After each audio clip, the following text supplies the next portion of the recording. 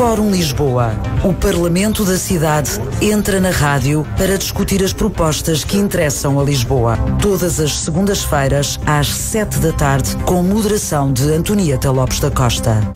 Muito boa tarde. No Fórum Lisboa discutimos políticas aprovadas para a capital. Hoje vamos falar da alteração ao programa de renda acessível, da candidatura de Fernando Medina, que aconteceu há cerca de uma hora, e também ainda das consequências da auditoria aos casos de partilha de dados de manifestantes pela Câmara Municipal de Lisboa.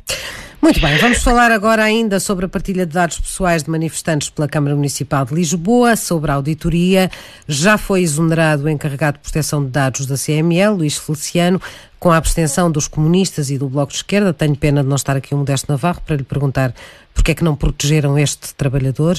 Foi aprovada a nomeação de uma nova coordenadora, votou-se e aprovou-se uma auditoria externa a tudo o que aconteceu com a partilha de dados e foi também chumbada a audição do encarregado de proteção de dados. Soube-se também que, afinal, os assessores de Fernando Medina também terão recebido dados pessoais dos manifestantes. A denúncia partiu da Comissão de Proteção de Dados. Tudo isto parece uma história interminável. Estamos a falar ainda sobre a partilha de dados pessoais de manifestantes pela CML. Já dissemos que se votou e aprovou uma auditoria externa a tudo o que aconteceu. Soube-se pela Comissão de Proteção de Dados que os assessores de Fernando Medina também tinham recebido dados pessoais dos manifestantes. Ainda bem que há algumas entidades, organismos independentes que vão poder, dar uma olhada a tudo o que se passou. Diogo Moura, a sua opinião? E o facto de Fernando Medina ter considerado isto um pequeno assunto hoje na apresentação da sua recandidatura. Sim, é sempre um precalço, não é? Uma pedra no sapato que basta afastar. Esta questão da exoneração é interessante porque eu ainda tive alguma esperança que o Partido Comunista e o Bloco de Esquerda votassem ambos contra a exoneração, talvez não tanto o Partido Comunista, embora o senhor vereador do Bloco de Esquerda tenha vindo dizer que votou contra, enfim. Mas há aqui alguém que está a dizer que votou contra e não votou, temos que ver cá. Mas também porque apesar do voto ser secreto, as contas são fáceis de fazer, não é? Não são assim tantos. Não batem certo. Certo. Enfim, mas adiante. A Associação de Profissionais da Proteção de Dados já veio dizer que esta exoneração é ilegal, aliás, como eu tinha dito aqui na semana passada, e que tinha sido o levantamento feito desta mesma associação, que diz que esta exoneração viola o artigo 38º do Regulamento Geral de Proteção de Dados. Mas e então? Ou seja, nenhum encarregado de proteção de dados pode ser sancionado por fazer o seu trabalho. Então vamos lá ver. Nós, no resumo de toda esta questão, a única pessoa que fez alguma coisa para resolver este problema foi o encarregado de proteção de dados. Está bem, mas se é ilegal, porque é que foram votar a exoneração do senhor? Se é ilegal e se é de lei que esta exoneração era ilegal, ele não era exonerado. E não iam votar essa...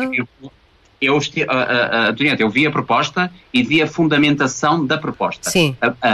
90% da fundamentação da proposta é sobre os acontecimentos. Portanto, não há um inquérito, não há um processo disciplinar. Há uma decisão política tomada em reunião de Câmara de indicar este funcionário da Câmara, o Luís Feliciano, para encarregado de dados. Há um mês atrás foi mandatado novamente para um novo mandato e, portanto, agora é uma decisão política, ele é exonerado. Porque a fundamentação legal ali é praticamente nenhuma. E, portanto, eu acho que esta associação tem razão, vamos ver. E há algo extraordinário, que é a Comissão Nacional de Proteção de Dados. Eu já fazer uma avaliação daquilo que é a auditoria feita pela Câmara e diz que a Câmara arrisca-se entre 225 infrações a uma multa máxima de 90 milhões de euros. Só para estas infrações que já estão levantadas e, portanto, veremos como é que a Câmara vai gerir esta matéria e, como se diz, Fernando Medina age como se nada fosse. Dinheirinho do erário público, não é? Exatamente. Enfim, foi aprovada a auditoria externa, uma proposta de CDS que acabou por ser subscrita pelo Partido Socialista e por Fernando Medina e, portanto, que aprovou por unanimidade uma auditoria no prazo de 30 dias, prorrogável por mais 30. E a audição do encarregado, infelizmente, foi chumbada por os votos do Partido Comunista. E é preciso lembrar isto, que eu acho que é preciso ter noção do que é que se passou. É que na semana passada houve uma proposta também feita na Assembleia da República para ouvir o encarregado de proteção de dados.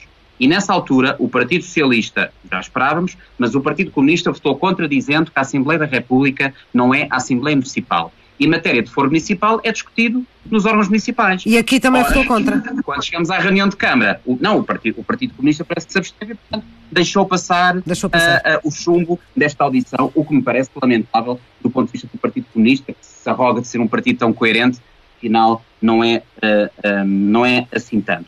E depois este último dado que tivemos agora, que não temos mais tempo, mas este último dado que foi dado hoje, de que há uma queixa da Comissão Nacional de Proteção de Dados, porque desde 2020 que há 2 assessores do Presidente da Câmara que têm acesso aos dados pessoais de quem faz manifestações em Lisboa. Isto é gravíssimo. Então desta vez Fernandina já não sabe nada. Antonieta, é preciso que quem nos ouve distinga. Isto já não é o Gabinete de Apoio ao Presidente. Este é o Gabinete da Presidência. São os assessores contratados por Fernandina, prestadores de serviços, pagos por ele, para lhe darem assessoria direta. São escolhas políticas. E, portanto, são estes 2 assessores que sabem, desde 2020, os dados também destas pessoas, o que é gravíssimo. E pior, diz este relatório que houve uma manifestação cultural relativa à Colômbia em 2019 e, imagine-se, estes dados foram enviados a um vereador da Câmara Municipal de Lisboa. Por que razão é que um vereador da Câmara Municipal de Lisboa tem direito ou legitimidade a receber dados pessoais relativamente a manifestantes? Qual é a mais-valia de ter este dado na sua posse? Não se consegue perceber isto, enfim.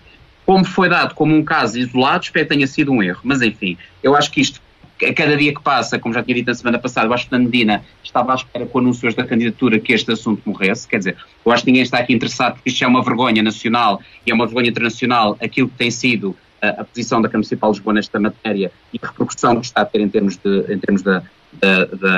daquilo que a Câmara Municipal de Lisboa tem sido na matéria do combate à corrupção. Agora, eu acho que isto é grave e o que acontece é que a cada semana que passa vêm cada vez mais dados à tona, ao conhecimento público, ainda mais graves. E eu espero que não haja mais dados para descobrir.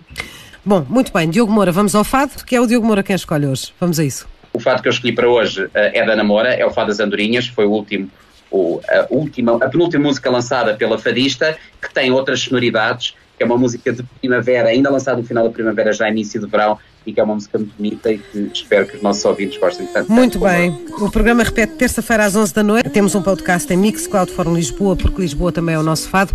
Muito obrigada. Até para a semana.